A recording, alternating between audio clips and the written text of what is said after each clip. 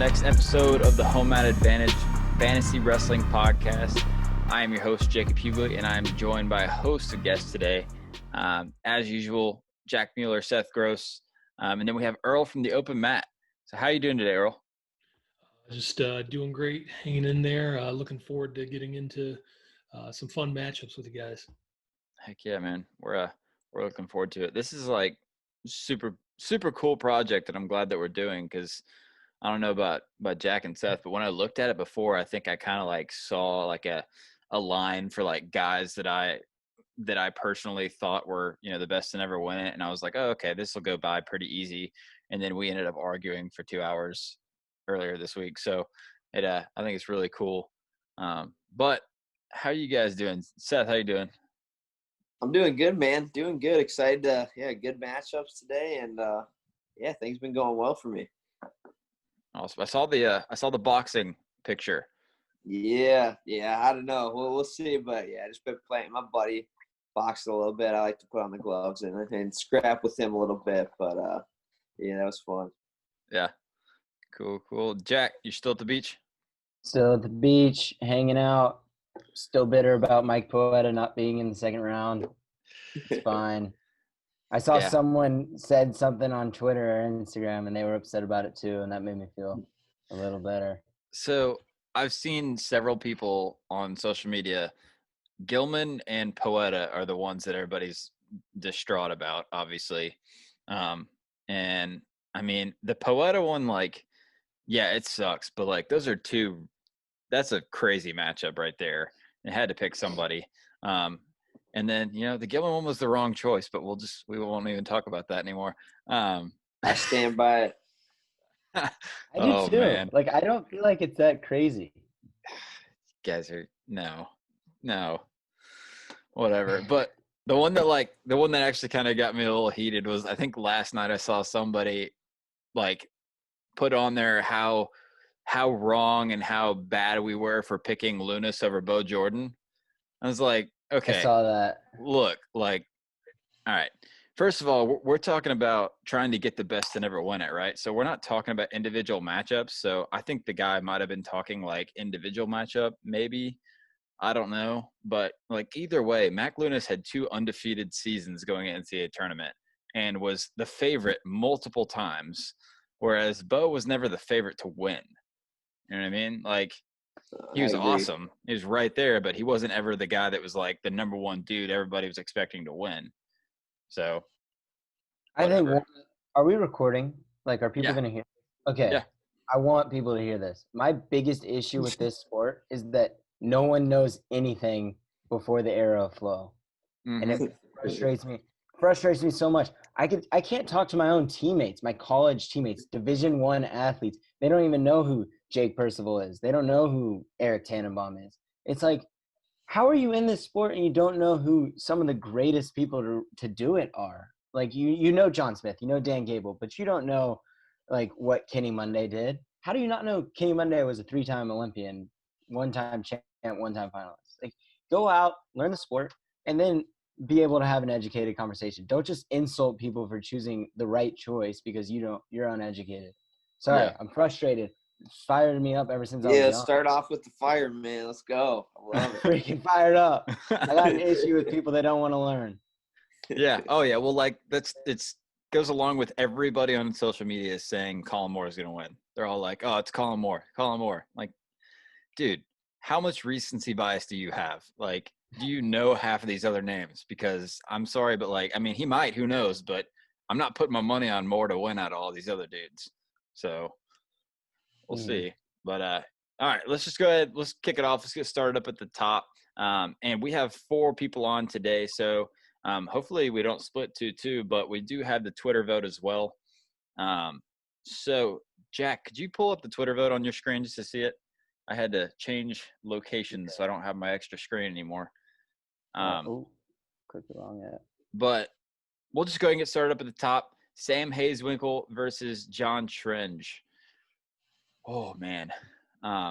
This one's cool. I mean, first of all, Sam Hazewinkle watches our show. So that is super cool. And he commented on it and liked it.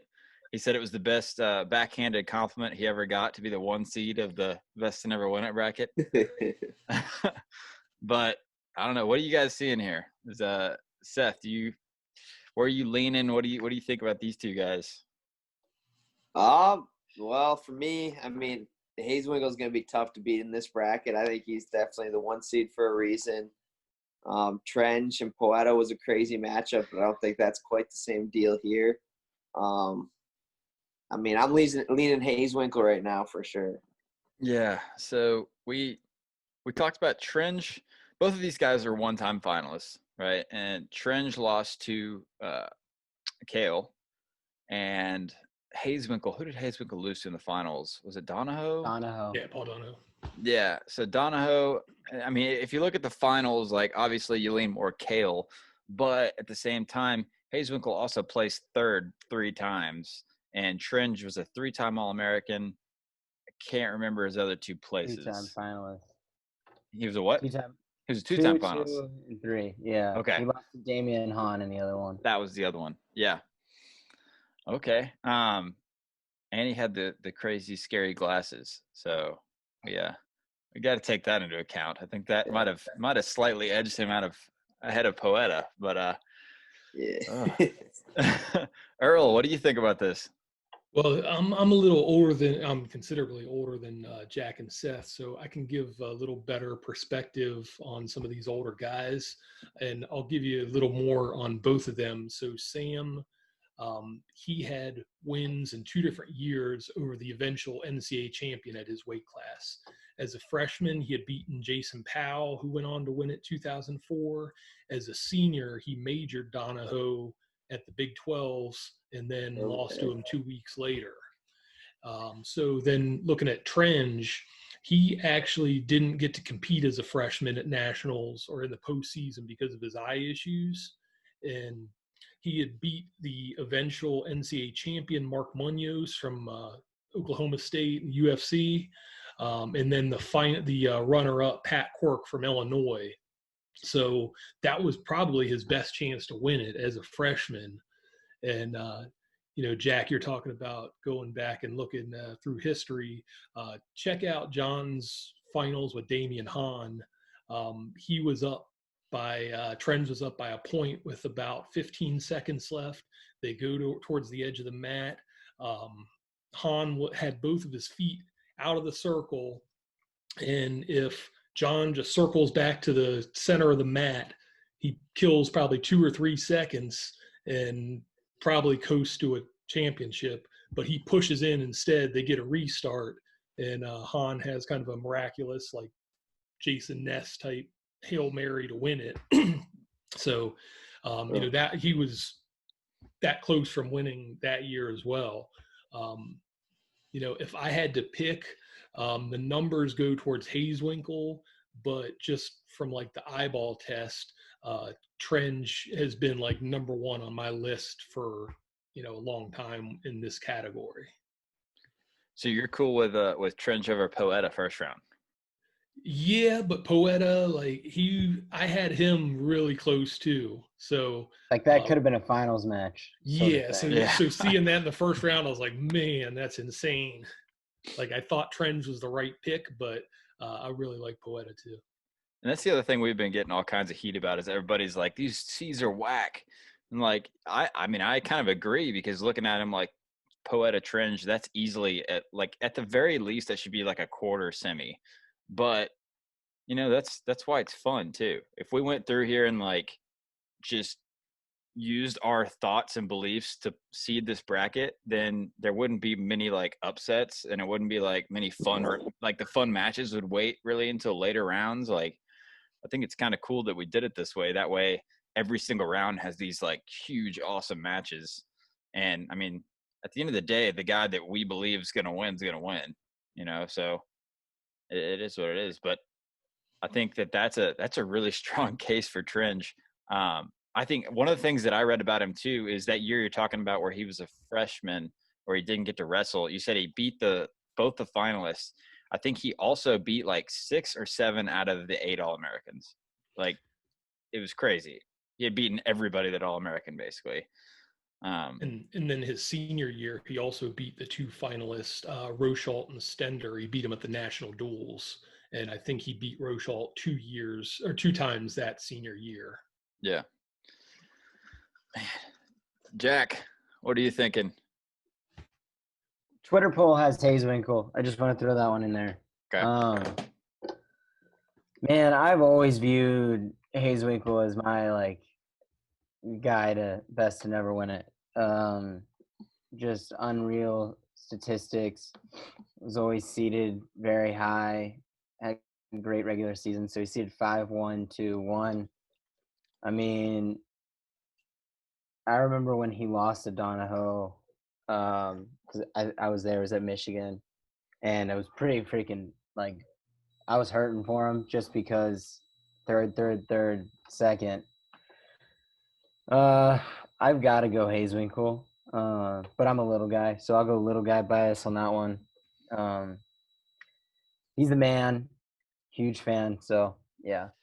Yeah, so I mean, there's a bunch of different ways that we can vote this. Personally, I think for me, it's which of these guys, when you think back about them not winning, kind of hurts more.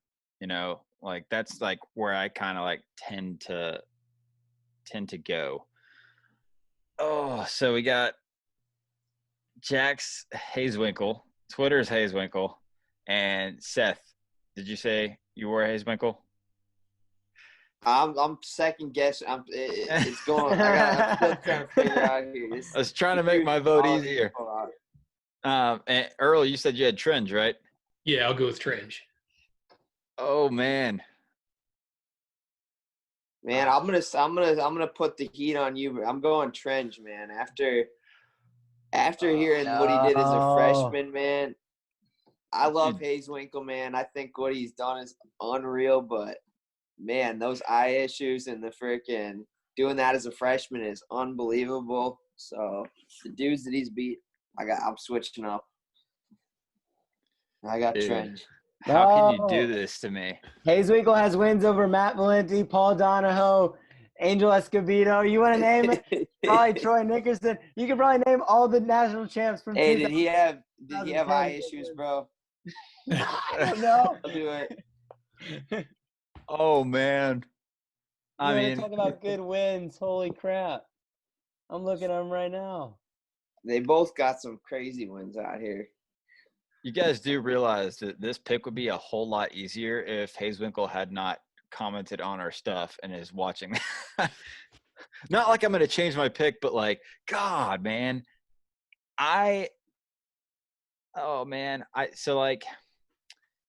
It's hard for me because I didn't personally get to watch either of these guys. I've seen matches, but not, during the time. And coming into this, just looking at kind of statistics, it's Hayeswinkle for me.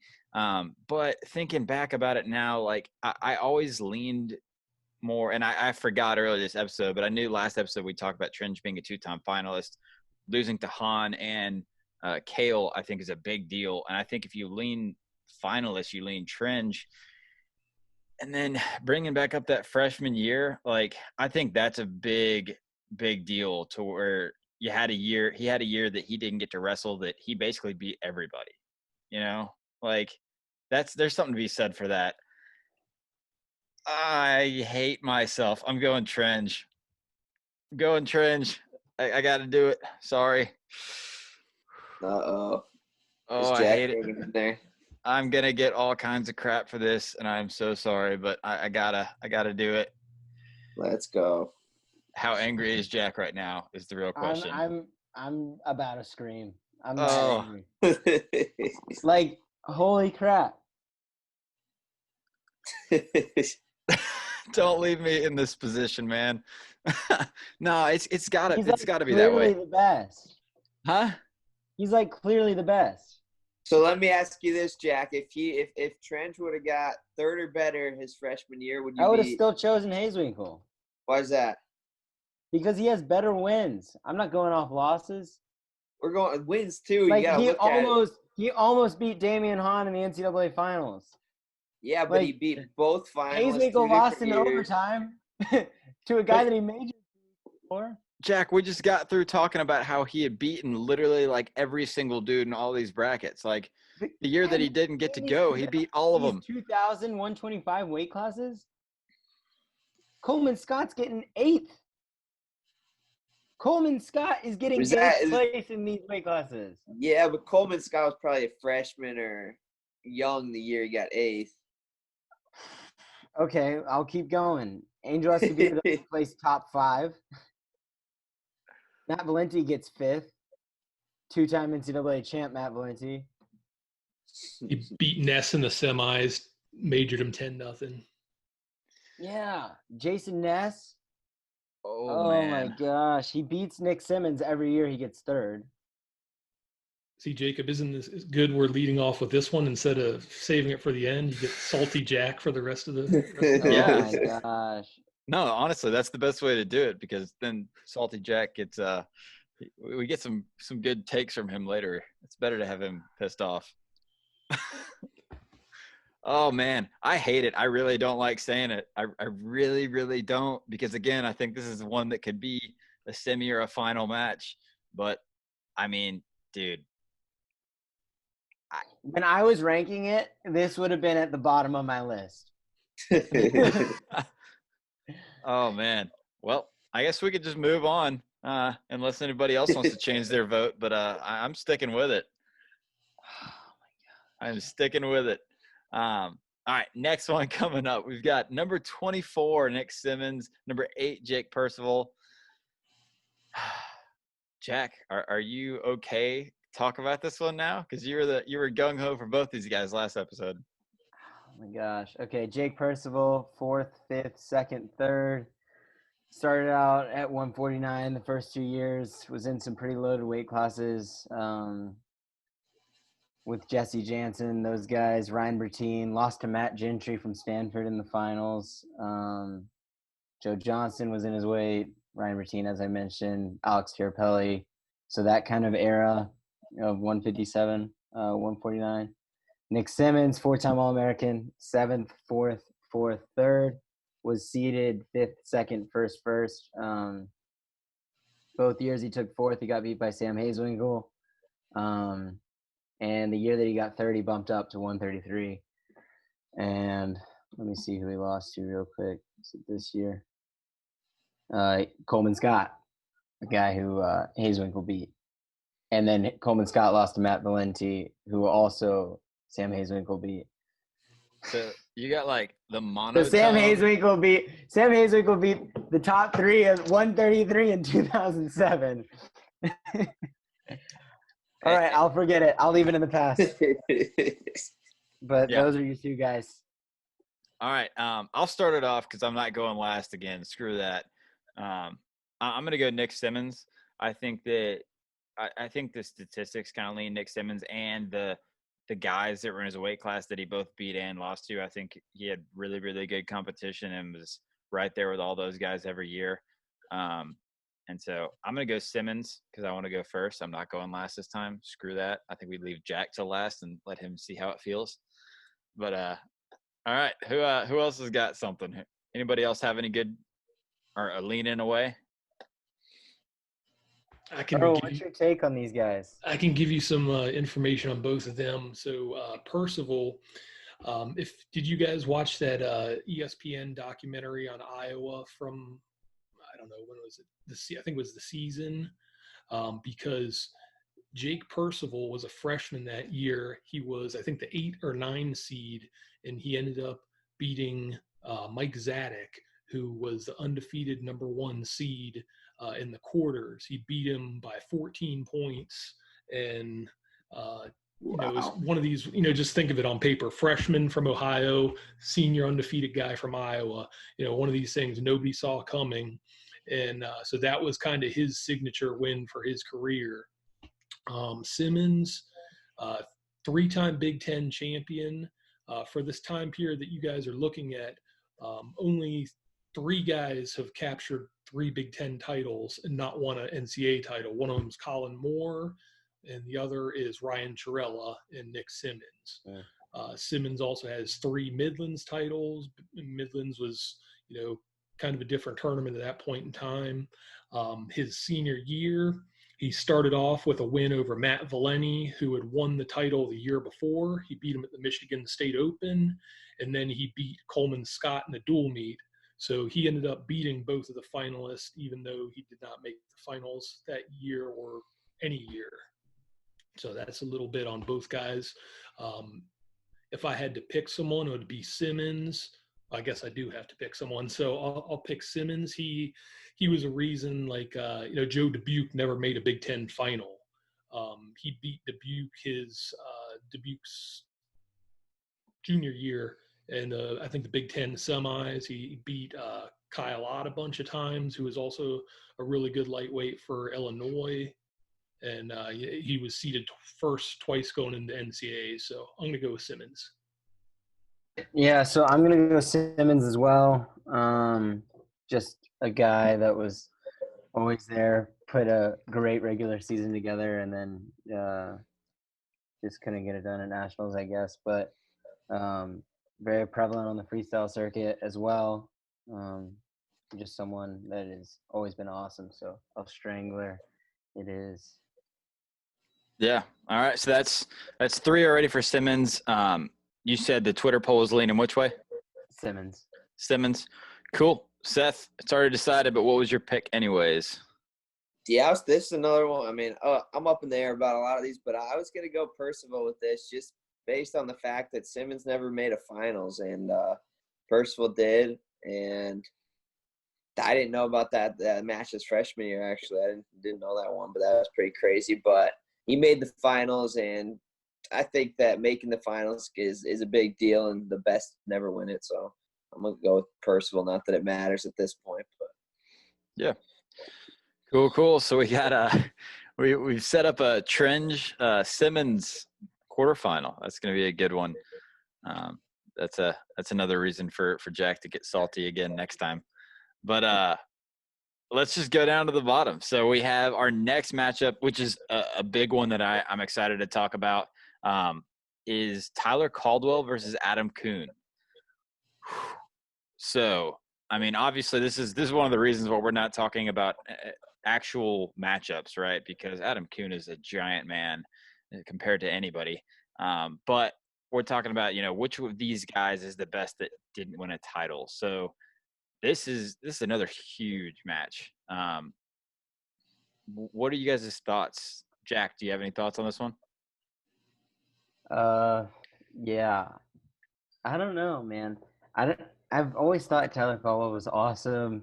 He could have won it in a different weight class, just had really bad matchups. But then again, I need to look closer at his wins. I mean, like we mentioned last time on the show, Adam Kuhn has a win over Kyle Snyder. That's pretty big in terms of best to never win it, And Gwiz. And Gwiz? Does he actually? Yeah. It's just hard to go against that. And I'm pretty sure he's beaten other guys, like Medbury. I'm pretty sure he beat I'm sure. A bunch of other finalists around that time. Did he ever wrestle Tony Nelson? Yeah, he beat him his freshman year when I think Nelson had already won 2 titles at that point. And I remember that same year he had beat McMullen, who was the runner-up. That was Kuhn's true freshman year. He came out and won Vegas and then won the Midlands and was undefeated, I think, until mid to late January, and ended up kind of, to this day, I'm not sure what happened, but he went 0-2 at Big Tens and then was a match shy of getting on the podium as a freshman. I think that this is a really good one to talk about because you have 2 guys that were both 2-time finalists and both lost to some of the greatest in their weight class, right? So Kuhn, we talked about, obviously lost to Snyder and lost to Gwizdowski. There's 5 national titles between the 2 of those guys. And then you look at Caldwell, and he lost to Jordan Burroughs and David Taylor, right? So what is there? There's 4 national titles between those 2 guys and, Olympic and world titles. So, I mean, same with Snyder. As far as competition, as far as who they lost to in the finals, I think it's kind of a wash. So we're definitely looking at more of who had better wins here. Which is And clearly good. Yeah. Who are the good wins for Caldwell though? I mean, he obviously had some, but like I mean, trying to he figure out can't beat those how we can guys. compare it. So his best win of his career was 2011 NCAA semis. He beat Andrew Howe. The year before, Howe was an undefeated national champion. The year that Burroughs was medically redshirting, and Howe came back and he got beat up pretty good by Burroughs at the Midlands that year. But aside from that, Howe was pretty untouchable, and Caldwell beat him in one of these horrible matches. It was like a 2-1 riding time tiebreaker deal, but he did beat him. So to me, that would be his best win. Wasn't that when Howe was hurt though? He might have been, yeah. Yeah, because I remember he like tore his hamstring like off. So that's the only thing that I'm wondering is, that's obviously a huge win, but like, was that optimal Andrew Howe or was it hurt Andrew Howe? I think that definitely plays into it. And I mean, before getting into this bracket, Tyler Caldwell was probably, just like off the top of my head, before doing all kinds of research, one of the top guys. Like I thought for sure this dude's going to be in the finals. Just depends on who he's wrestling. But I'll go ahead and start it off. I'm going Kuhn.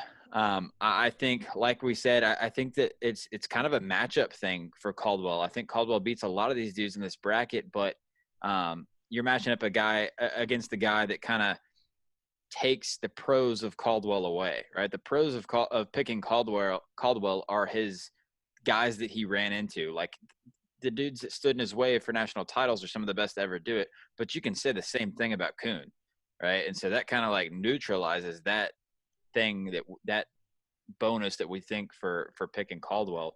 And when you look at all the other stuff, I think it's pretty one-sided. And so I'm going to go Kuhn. What about you, Seth? I'll jump in there. I got Kuhn too. I mean, he beat Snyder, he beat Quiz, he's beaten some of the best in the world. And I just think that's a big deal and shows that he was definitely, capable NCAA champion caliber wrestler. So I'm going Kuhn. And Kuhn is also a world silver medalist after, right? I don't believe that. I don't remember what Caldwell's career was like after, but definitely wasn't on that level. So, what about you, Earl? Yeah, I mean, out of all the matches, I think this round, this may be between this one and our first one, the hardest to pick between. But I do think Kuhn is probably the answer here. Yeah. Jack? Really? There's two on the other side that I am not excited for. But I have no idea who I'm going to choose. I mean, it's got to be Kuhn. It's got to be. He's got the better wins. Wow, that's crazy because I actually, sitting on this call before we actually got into it, I was looking at the Twitter poll, and the Twitter poll is so one-sided for Kuhn. And I was like, man, like there's no way, like these guys aren't going to believe it. And I mean, we all went Kuhn. So it's believable, I guess. But jumping down to the very bottom, Eric Tannenbaum versus Brian Snyder. Earl, do you want to give us a little background about these guys? Sure. So Brian Snyder, I heard you guys talk about on the show before. He lost in the finals twice. Both of those were in tiebreaker, and at that time, those were ultimate tiebreakers. So you just had the coin flip, and you had top bottom. You score a point, you win. You ride him out, you lose. And he drew top both times. And so the second time he lost to Luke Becker. Luke Becker was a guy he beat 4 times over his career. He beat Becker at I think the duel they had, because Nebraska wasn't in the Big Ten yet at that point, but they did duel each other. He won. Tannenbaum, he was just really consistent guy. He's kind of odd where I think all his placements were even numbers, so that means he lost his last match every year, however you want to view that. But, his big win, I know you guys mentioned, was Mark Perry. But he was just kind of a model of consistency, I'd say. If I had picking somebody, I'm going to go with Snyder because he's probably with those early part of these 20 years, he's probably one of your top guys as far as didn't win a title. For sure. Yeah. Go ahead, Seth. I was just gonna say, I'm gonna jump in and follow that right away here. I think this one's a no-brainer for Snyder. He's one of the he's a pretty well-known name, and for how early that was, and he was one guy that definitely I think could have won a title in his time, and just I think stats-wise too, he's up and ahead of Tannenbaum quite a bit. Yeah, I'm gonna follow suit. You guys said it. This is probably the easiest one to pick out of all of these, and it's no disrespect at all towards Eric Tannenbaum. It's just that, it's got to be Snyder here. I mean, in the finals twice, losing in ultimate tiebreakers twice. It's hard to beat that. So, Jack, what are you thinking? Yeah, I mean, I'm gonna lean Snyder for sure, but to Tannenbaum's credit, I mean, the dude was an animal. Went over Mark Perry, was the 1 seed. Went over Mac Lunas. Went over Matt Storniolo. I mean, the dude was really good for sure. I just definitely credit to Tannenbaum. Yeah, cool. So we all got Snyder. I have a question before moving forward. So, we talked about obviously, his Snyder's losses coming in that ultimate tiebreaker. And I think it's a good thing that college wrestling kind of did away with that. But both you guys, Jack and Seth, are both kind of known for being good on top, right? And so if you get in that situation, that ultimate tiebreaker situation, what's your pick? So for me, it's definitely, it depends on the guy. I think there's some guys who are super explosive on bottom, and if they get a good first move, it might be a little tricky to hold them down, and I'm pretty confident in my bottom as well. So I think it depends your matchup, and depends on situation of the match. How did you ride the guy earlier in the match? How easy did you get away? So I don't know, it'd have to be a match by match decision for me. Yeah. What about you, Jack? I'm going top. Really? I think late in the match, I'm going top. I think that hopefully I've worn him down just enough to where, I just need one mat return, and I think I can do that. So that's interesting. That's even better than what I thought. So what I was thinking when Earl was talking about that, my brother-in-law, actually, he won a state title a couple of years ago, his senior year, and I remember. So he went 52-1 and just destroyed everybody all year because he was just so good on top, right? Like every single match, he's a leg rider, and he was just brutal. Would just beat people up on top, turn them all over the place. And we get into the state finals, and it goes to ultimate tiebreakers, and he got choice. And I was sitting there in the crowd, and I'm like, oh, he's going top. This is over. He's got it. And he picked bottom.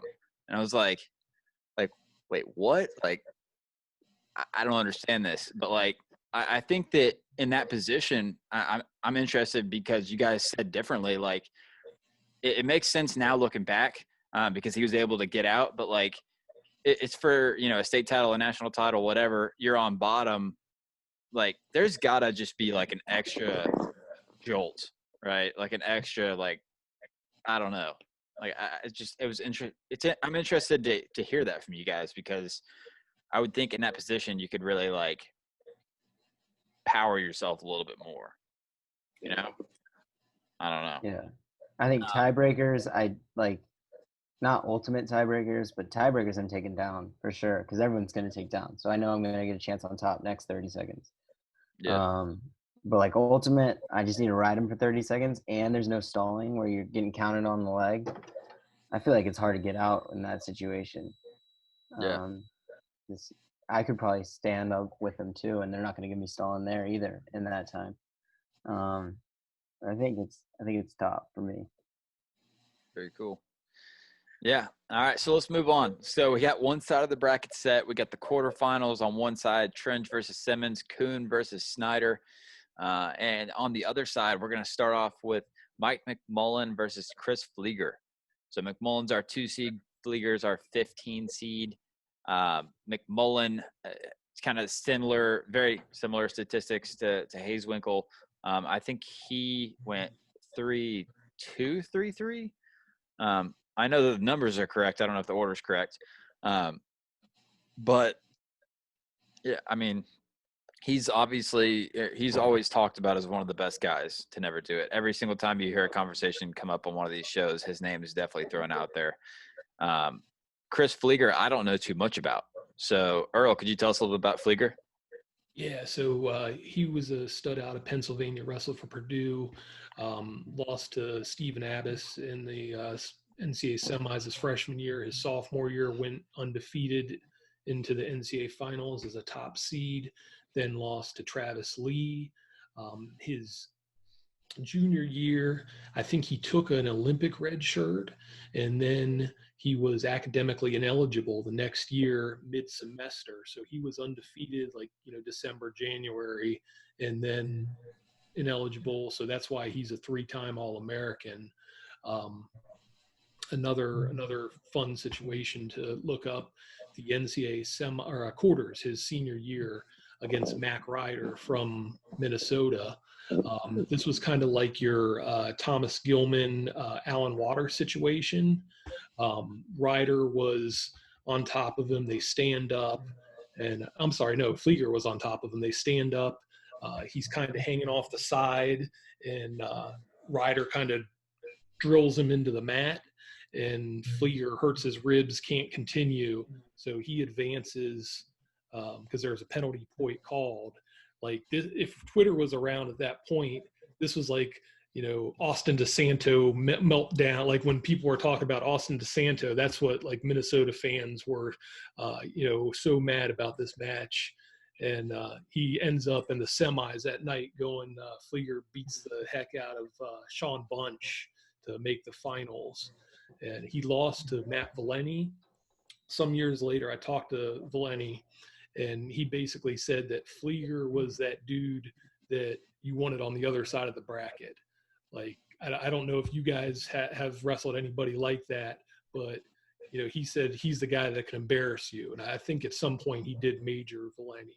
But he's a guy that I've always liked in these discussions that, kind of gets overlooked. So that's Chris Flieger. Yeah, I really liked hearing that from you, because when I was looking at the Twitter poll, correct me if I'm wrong, Jack, but the Twitter poll last time I saw it had Flieger by like a healthy margin. 68-32. Yeah. Flieger. And so I was like, man, I mean, I've done the research, but like, just knowing statistics is completely different than hearing about, the backstory and everything that happened. What about McMullen? Can anybody talk a little bit more on McMullen? Yeah, I got it. So third, second, third. Was it during the time of Tony Nelson? Stud for sure. Never really had the greatest regular seasons though. He was seeded 10th, 5th, 6th, 2nd. But he always found a way to come back, get third, or make the finals.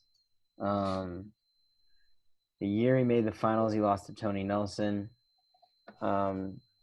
Big stud out of Wyoming Seminary. Yeah. This one, I'd be interested to hear how you guys are leaning on this one, because for me, I've always kind of like heard McMullen being the guy that's one of the best to never win it. Flieger's name popped up when, we were researching this for me personally, just because of, maybe a little bit before my time when I was watching. But man, I don't know. I mean, Earl, which way are you leaning on this one? Yeah, it's weird because you mentioned McMullen's seeds.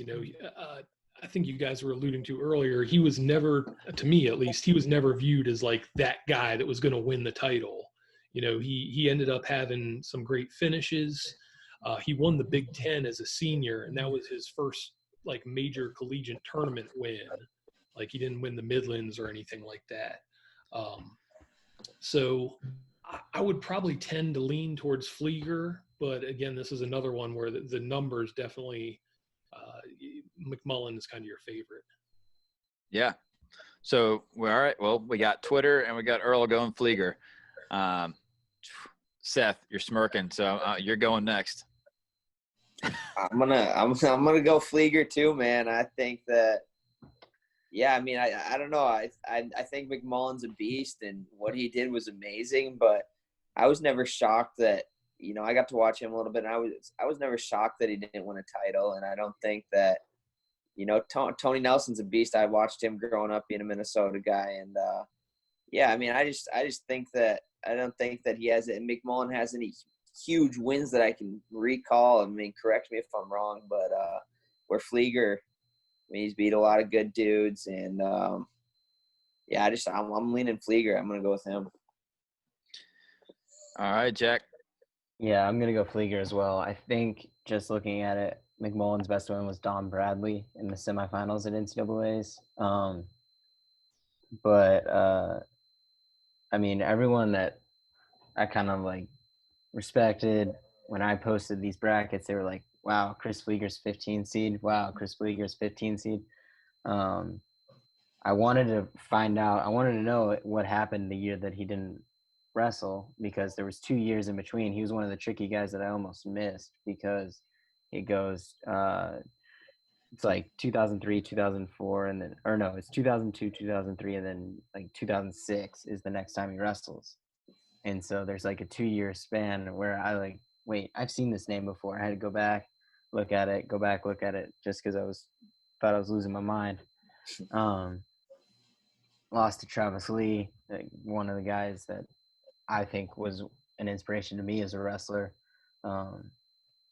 Funny how he was coached by Garland, but anyways, yeah, I think that you lose to some guys like that in the finals. It'll put your name on the recognition, give you some recognition. Yeah, and dude, like we have now knocked off the number 1 and 2 seeds in the second round here. But I think that's the cool thing about doing this is, we're really separating who statistically might have been the best to ever do it from like who might have actually been the best wrestler that didn't get a title. Because like if you're talking statistics, there's a lot of these guys a lot of these matchups that should have went other ways, right? Just purely off of maybe placements, right? But we didn't, like, that doesn't get taken into account when people are just thinking off the top of their head about it. And so it's really cool to be able to see that. But jumping down to the next round, we're going to figure out who is going to face Flieger in the quarterfinal. We have Lance Palmer, who pulled the upset first round, versus Dylan Ness. So this one right here is going to be a lot of fun to talk about, because I know internally in my mind, every time I feel like I'm safe leaning one way, I think about something about the other guy, and I'm like, oh, well, and I keep going back and forth. So, I mean, Earl, do you want to start us off on this one again? Sure. So I know we keep throwing you out there first, but I'm good. You know all this stuff, man. So no, I'm fine with that. So, Palmer, you guys mentioned the two of the big things for him last time. For me was the Metcalf win, and then placing in that crazy 2008 NCAA 49-pound bracket. He also, his freshman year, he never redshirted and jumped in. I'm sure he has more losses than anybody that we're going to discuss throughout this bracket. But, a lot of those came in those crazy 149-pound brackets. He ended up as a freshman beating Chirella at one point, who went on to make the finals. He wrestled Bears, so you got to give him credit for that. I don't know. Ness, he was that guy where his senior year he got hurt, and Brian Robuto ended up making the finals, and that was after the Robuto Ian Miller deal, which is always kind of weird. Mm-hmm. But Ness, and had Ness been healthy, he probably would have wrestled James Green for third place, which would have been cool after the James Green match from the year before at Nationals. Ness made the finals as a freshman. He knocked off the 2 seed Jamal Parks from Oklahoma State that year. He also beat Tyler Nauman, who was a semifinalist 2 years in a row. So, I mean, really, there's kind of a case to be made for both of these guys. I don't see one of them being like head and shoulders above the other, but they're both definitely in this discussion as best ever. Yeah. Go ahead, Seth. I was going to say, I'll start us off then and just go for it. I'm going to take Ness, Minnesota boy. I know Dylan pretty well and great guy, but yeah, he was just so fun to watch, man, and so dangerous in all sorts of positions. And the things that dude did when he wrestled were just still to this day, just I don't know how he did it. And he knocked off some of the best guys. And I think every match he was in, he at least had, he had a chance to pin him. And I think that's a big deal. And yeah, I'm going Ness. Yeah, I think the interesting thing about this one is that, both of these guys, obviously, like there's a whole lot of respect on how good they were, but neither one of these guys were ever the favorite to win it, right? Neither one of these guys were the guy that all the fans were like, yeah, he's going to win it this year, I mean, I think I have to disagree. Why? Because Palmer beat Metcalf going into the NCAA championships. But how many times did they wrestle before that? A ton, but he has the most recent win. The most recent win. But when it's like 4-1. I mean, that probably makes you the favorite if you have the most recent win. I don't know, man. So I would say going into an NCAA championships, people thought Lance Palmer had a better shot at winning that title than they ever thought Dylan Ness had a chance of winning a title. That's pretty fair, for sure. I think from a matchup standpoint, he probably matched up better with Metcalf than, Ness would have against some of the guys he lost to. Yeah, Lance Palmer, his weight classes were absurd. I think if you put him in a different era, he's a national champ. So let me ask you this about him. So you said that he never took a redshirt year, right? So if he had taken a redshirt year and you'd kicked him one more year past, right? What was that next year? And do we think that he could have won a title if he'd have taken a redshirt? A guy named Kyle Dake. Which that would have been really interesting, to see if Dake would have ended up getting 4 titles, going through Palmer. Yeah, that was the year that Dake lost to LaValle, and he was the 4th seed in the tournament. Yeah, Darian Caldwell was the number 1 seed also, which is also pretty interesting to me. Yeah. Wow, he didn't place that year. Man, what I was going to say, and my thing personally, and I agree that, the most recent win definitely puts that conversation. So maybe I was wrong saying that. But even with that, my point is that Palmer, aside from that one time, lost to Metcalf every time, right? And on the other side for Dylan Ness, every time, so he made the finals as a freshman, a junior, and then I would love to argue that as a senior, if he doesn't get hurt, then he makes that final too. So as a freshman, loses to Molinaro. As a junior, loses to Daringer. And then as a senior, if he would have made it, he had already lost to Isaiah Martinez that year. I'm not going to say that he would have, but he had already lost. So again, he didn't make it senior year because of an injury, but in my mind, without that injury, I think that he makes it. And so I think that those 3 cases, that's 3 years of kind of solidly being the number 2 guy, but not being the favorite, right? I don't think that he could have won any of those 3 years. Man, I don't know. Earl, which way are you leaning on this one? Oh, man, I've been going back and forth. I'm going to go with Ness, but it's like a 51-49 deal. It's not convincing in my. Yeah, well, actually, Jack, where's the Twitter poll at right now? Because I think I checked it. Really? It's Palmer, 55-45.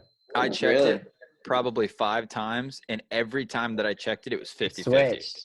It was 50-50 every time I looked at it, and I was like, is this ever going to break? But okay, so Twitter's got Lance. So we got 2 votes for Ness and 1 vote for Lance right now. Jack, which way are you leaning? I'm going Palmer. I think the loaded weight classes. I mean, I read it off last time, but I'll do it again for anyone who's new. 2008, Metcalf, Bubba Jenkins, Jordan Burroughs, Josh Dorella, Darian Caldwell, J.P. O'Connor, Dustin Slater, Lance Palmer were the All-Americans. I don't think – I mean, if Dylan Ness cut down, I don't think he places in that weight class. That's just me. Lance Palmer has a win over Brent Metcalf, who some people were saying could have a chance at challenging peak Zane Rutherford. I don't think that's possible, but Lance Palmer has a win over that Brent Metcalf. So I don't think Dylan Ness has the same win. Like, would we say Dylan Ness's best win is James Green? Derek St. John. Right. Derek St. John. So, like, even Derek St. John, it's like – he's a two-time finalist and national champ. Yeah, but I just think obviously of, like, the weight classes aren't – like, he's not someone that I think is, like – James Green's a big win, too. He's world silver medalist, world bronze medalist. There's more in there. I'm trying to think. I've got Lance Palmer. I don't think my mind can be changed. Yeah. All right. I hate coming down to me. We'll give it a second and let me think about it. While we do that, Earl, Jack kind of hit on it, and we talked about it, I think, a couple episodes ago. Zane Metcalf. So Jack believes that there's not even a talk about it. What do you think about it? I don't know if I'll go that far, but I'd still be pretty convinced picking Zane. Yeah. Me too. Yeah, I agree. Quit stalling. I'm trying to stall, man. So where I'm at is that my thing is Palmer, that bracket that he placed 8th in, I think Jack said it last time, that 8th place is almost as good as a national title. But who did he beat to get 8th place? Because things could have fell right. He could have. You're not letting me get my whole thought out, Seth. All right. So all right. That 8th place is crazy, right? Also, he has a win over Metcalf. But at the same time, on the other end, Dylan Ness, in my mind, I think that he should have made 3 finals if you take out that injury. And he, I think that there might be some better wins on Palmer's side. But man, Ness is just always in there with all of them. I can throw out some wins for Palmer if you'd like. Yeah. I'd like to hear that. So that sophomore year, the 2008, Palmer beat Burroughs in Vegas. He beat Bubba Jenkins at national duels, and he beat Slater in a dual meet. He actually There's like a clear answer for this question. Yeah, I'm sorry. I hate this because Ness was like one of my favorite wrestlers growing up, but it's got to be Palmer. It's got to be. You just told me he beat Jordan Burroughs and he's beat Brent Metcalf. There's no way in the world I could pick against a man like that. And Dustin Slater. Oh man. And we got a common opponent too. He beat Molinaro twice. I mean, It's young Molinaro compared to, senior Molinaro. Yeah, no, it's that one was like it is a battle between my brain and my heart. Because my brain is saying Palmer and my heart is like I was a huge Dylan Ness fan for years and years, but yeah, it's got to be Palmer. Plus, he's an MMA fighter and he might beat me up if he ever finds me. I don't pick against him, or I pick against him. Okay, last 2. So last 2 are crazy. Colin Moore versus Mitchell Port. Colin Moore's our 3 seed. Mitchell Port's our 14 seed. But, man, seeds don't really mean much in this thing. So the Twitter world, I know for a fact, is going to absolutely hate our guts if we ever pick against Colin Moore because, like, every single person – Twitter polls Mitchell Port. Oh, really? Well, okay, so maybe Instagram. But literally, like, every comment that I get, every other comment's about Colin Moore winning. All right. So I'm going to – I don't know. Jack, do you want to tell us a little bit about what you're thinking? I'm leaning Mitchell Port. Yeah, I don't disagree. Mean, 3-time All-American, 2-time finalist. only guy, or I guess he's the last guy to beat Zane. And Folksell.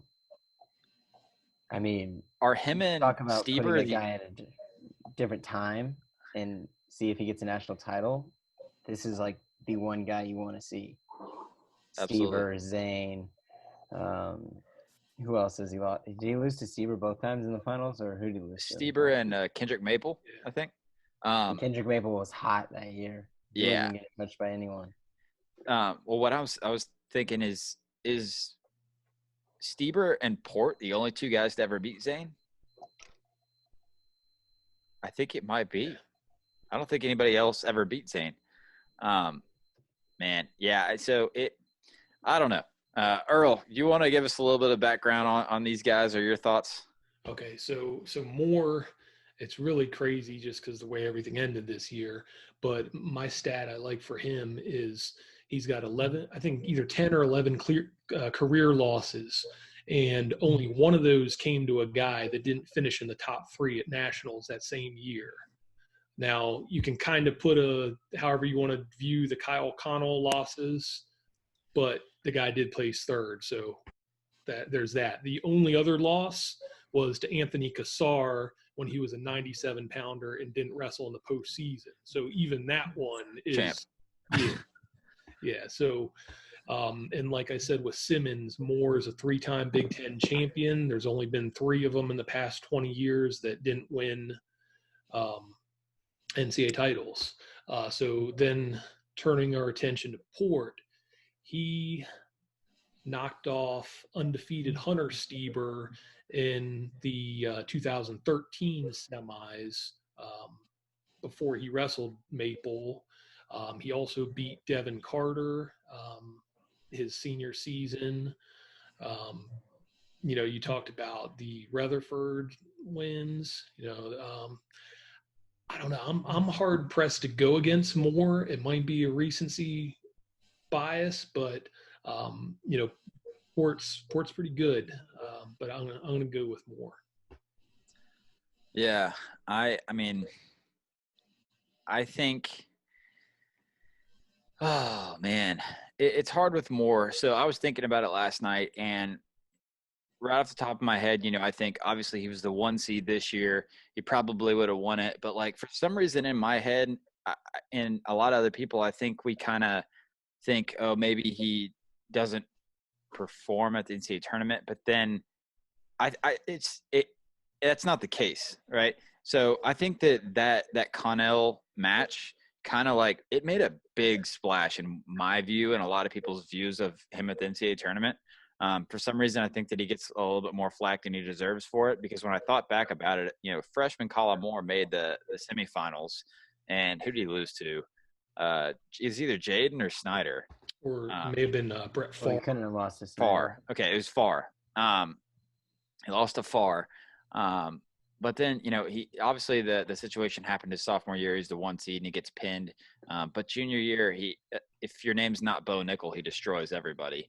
And then this year he kind of walked through everybody, and it was definitely a different level. It wasn't as much of a level jump as maybe a Pletcher, but definitely also jumped levels this year and went from a guy that was already kind of above everybody to like very clear above everybody. But Port, man, on the other end, like he has so many good wins, and the only 2 dudes that shut him out in the finals, Stieber and Maple.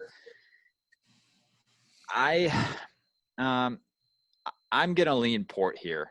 I'm gonna say Mitchell Port, but man, it's close. I want to change my answer. I'm going Colin Moore, and I'm doing it solely because of how dominant he was this year. He kicked the crap out of everyone, and I that was amazing. I mean, granted, 197 this year wasn't the toughest weight class for sure, but Colin Moore, like, he like destroyed everyone. Yeah, I don't remember a match being close. That's amazing to do. That's like throwing a number 1 recruit in high school and putting them in a bad state like Texas and letting them go, letting them have fun. Yeah, so just because of this year's dominance, I'm gonna go Colin Moore. Yeah, I'm gonna go Colin Moore as well. And yeah, it's just so hard, man. This dude was second in the running for the Hodge Trophy this year, and it's hard because I don't know. I think he should. He would. I truly believe he would have won this year, and it's hard because of what happened and the situation behind it. That I think that gives him a little advantage versus a lot of these other guys because you can truly say it was out of his control. Where these other guys went out and lost fair matches for the most part. So I'm going Colin Moore. Man, what was the Twitter poll at? You said support. Wow. Cool. So Moore moves on to the next round. Awesome. And we're down to our last match, which is insane. I think this one, I don't know what you guys think, but this one's probably the craziest one of the whole round for me. Montel Marion versus Mac Lunas. These guys both, as far as seeds go, technically upset their guys in the first round. But man, Montel Marion, 3-time All-American. He went 2-4-2. And then Mac Lunas was also a 3-time All-American. But the one year that he did not AA, he was the undefeated 1 seed and got hurt. So, all right, Earl, do you want to kick us off again? Sure. So Mac Lunas that year that he didn't place, he just had a remarkable hit list. He beat the NCAA champion Jared King. He beat the NCAA runner-up freshman Andrew Howe. He beat the third place guy Ryan Morningstar. He beat the fourth place guy John Reeder. And he beat the fifth place guy Andy Rendos from Bucknell. He beat him twice. He's also a 3-time Cliff Keen champion. Over the past, I think, 20 years, your only 3-time Cliff Keen champions are like Zahid, Colin Moore, Ben Askren. There's one or two other ones I can't think of off the top of my head, but it's a pretty legit list. He's a 4-time EIWA champion. There hasn't been a 4-time EIWA champion in the last 38 years that didn't win at least one NCAA title. As far as Marion goes, he kind of got blocked out of the lineup his freshman year, I believe. I think he was a 33-pounder at that point. You had Dan Dennis and Joey Slayton was the returning NCAA runner-up. He kind of went between 33 and 41 that year. So even at the beginning of the season in 2010, I don't think people penciled Marion into the Iowa lineup. You had Dan LeClaire, who was a pretty solid guy there for him, and he ended up winning that spot. He was inches away on a couple occasions from taking out Kellen Russell at nationals. I don't know, depending on who you may talk to, you may say that he got the bum end of the deal, especially if we're talking to Iowa fans. But, he was definitely up there. For me, it's hard to go against Mac Lunas. He came into the 2011 season as the top guy in the country, and he ended up getting passed by Ed Ruth at the Southern Scuffle when Ruth beat Lunas and Chris Henrik to kind of show who he was. But I'm going with Lunas. Yeah, there's different arguments for both these guys that I think they're so good. The guys, I kind of tend to harp a little too much on the losses, and Seth gets on me about that. But the Montel Marion, the two dudes that he lost to in the finals were Kellen Russell and Kyle Dake. All right, Kyle Dake was a 7-3 match, pretty handled, but he lost in overtime to Kellen Russell. And his year he got fourth, he lost to Kellen Russell, I believe, in overtime also in the semifinals. And so he was just always right there, man. And it's hard to overlook the fact that he was right there. And I think it's also something that's really cool to say that you're talking about his sophomore year when he made the finals. He wasn't even penciled into the Iowa lineup at the beginning. I think that's crazy. Like a dude that maybe the weight class was kind of up in the air or something and then ends up being NCAA finalist. But, looking at Mac Lunas, it's really hard to pick against a guy that had 2 back-to-back undefeated seasons going into the NCAA tournament as a 1 seed. So I'm going Lunas here. Jack. I got Mac Lunas as well. I just remember thinking like, this guy's going to do it for sure this year. This guy's going to do it for sure this year. And actually, if you go back and look at the bracket, the year that he didn't place, he lost to Ryan Patrovich, and Ryan Patrovich actually wrestled my brother in the next round at NCAAs, and then Keegan blew it because he teched Patrovich earlier in the year, and then he lost to him to make the quarters. But yeah, so I grew up watching Lunas, stud, always at the top of his weight. Yep. Yeah, I'm gonna go Lunas as well. I mean, same reasons. He was a guy that I was shocked never won it, and watched him a little bit, and yeah, he's gonna be a hard guy to beat in this bracket. I'm looking forward to him and more next time. Yeah. What did the Twitter poll have, Jack? Montel Marion. Okay. And the post one.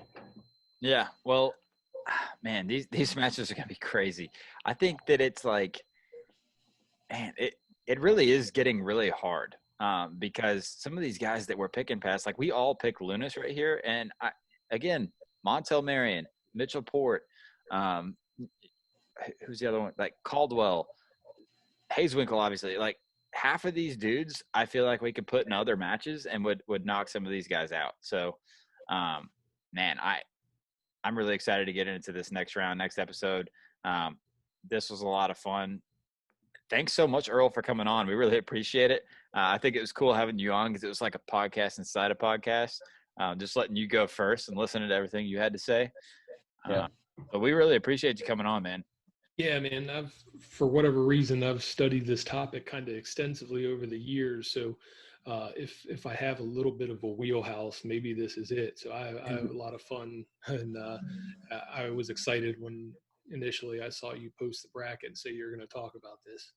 Heck yeah. Well, we didn't even see that you guys had over at the Open Mat had come out with a top guys in the last 20 years to never win it. So we definitely should have found that and used that. But it would be cool to hear you guys talk about it too. So if you guys ever do it, we're right there listening. 100%. Absolutely. But thank you very much for you guys coming on. We really appreciate it. Jack, Seth, as always, pleasure. And I look forward to next round. So thanks for tuning in and listening. Make sure you follow us on all social media platforms and just a 5-star rate and review on Apple Podcasts. But we appreciate it. We'll see you next week for the quarterfinals.